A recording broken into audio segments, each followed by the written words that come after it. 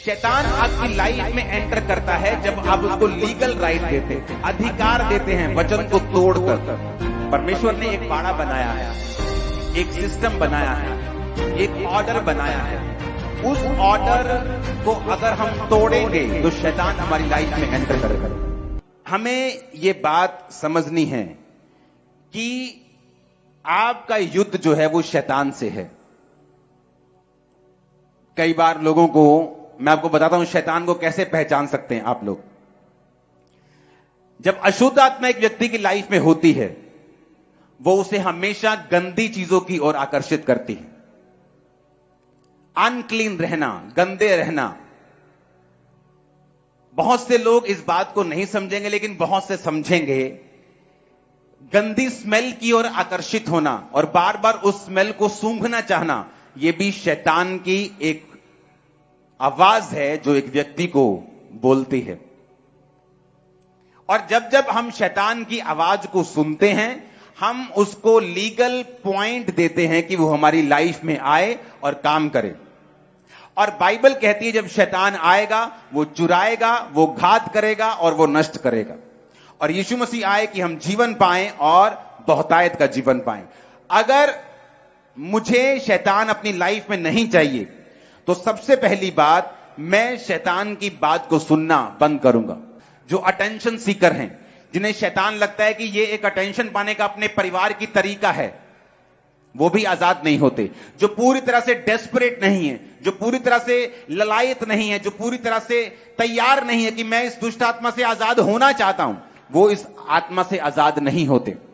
और वो लोग जो शैतान को बहुत ग्लोरीफाई करते हैं, जो जीसस से भी ज्यादा नाम शैतान का लेते हैं, जो अंगीकार करते हैं कि शैतान उनके अंदर है, शैतान इतने सालों से उनके अंदर है और शैतान बहुत बड़ा है, ये बड़ा बड़ा जादू टोना है, जो अंगीकार करते हैं उन चीजों का जो शैतान ने उनको दी हैं, वो लोग भी शैतान के बंधनों से जल्दी आजाद नहीं होते। हालेलुया।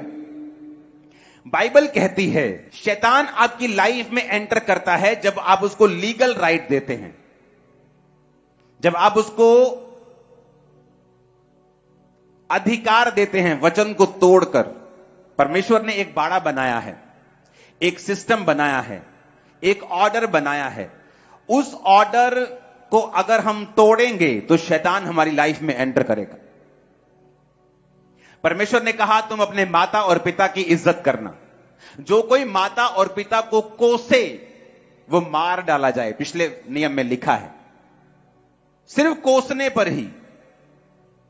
और परमेश्वर ने कहा अगर तुम अपने माता और पिता की इज्जत नहीं करोगे, आज्ञा नहीं मानोगे, तो तुम्हारी जिंदगी के दिन मैं छोटे करूंगा। ये एक ऑर्डर है परमेश्वर का। और जब एक इंसान परमेश्वर के ऑर्डर को ब्रेक करता है तो शैतान के पास अधिकार होता है उसको बीमार करके उसकी उम्र को छोटा करने का, उसकी जिंदगी में काम करने का। और बाइबल में ससुर के लिए और सास के लिए कोई भी अलग वचन नहीं है। ससुर और सास के लिए भी वही पिता और माता है जो आपका अपना पिता और माता है। इब्रानी भाषा में ससुर और सास के लिए कोई अलग शब्द नहीं, बल्कि उनको भी माता और पिता का दर्जा दिया गया है। इसलिए मोस्टली मैरिड वुमेन जो होती हैं शैतान के बंधनों के नीचे आ जाती हैं जब उनकी सास और ससुर के साथ नहीं बनती। और सास और ससुर की भी शैतान के नीचे आ जाते हैं जब वो अपनी बहू को अपनी बेटी की तरह या अपने ही बच्चे की तरह प्यार करने में असमर्थ होते हैं। ये परमेश्वर का ऑर्डर है। जब आप ऑर्डर ब्रेक करेंगे तो शैतान एंटर करेगा। यीशु मसीह शैतान को बोले शैतान निकल जा, कहता नहीं मुझे ऐसा कर सूरों के झुंड में भेज दे। क्यों? शैतान ज्यादा था, 5-6 हजार 12 हजार था, इसलिए नहीं, क्योंकि वचन टूट रहा था, क्योंकि सूअर चराना पाप था और जहां पाप हो रहा था शैतान ने कहा मुझे वहां भेज। और यीशु मसीह ने भी उसे मना नहीं किया। और बाइबल कहती है वो वहां सूअरों के झुंड में बैठकर उनके बीच में घुसकर उसे झील पर ले गया और सब सूअर मर गए और सब चरवाहे आकर यीशु मसीह को जाने के लिए बोलने लगे। अगर मुझे शैतान से, अगर आपको शैतान से पूरी रीति से आजाद होना है तो हमें यह बात समझनी है कि परमेश्वर ने एक ऑर्डर बनाया है, एक सिस्टम बनाया है। अगर मैं उस सिस्टम को फॉलो करूंगा तो शैतान के पास कोई भी अवसर नहीं होगा कि वो मेरी जिंदगी में अंदर आए, एंटर करे।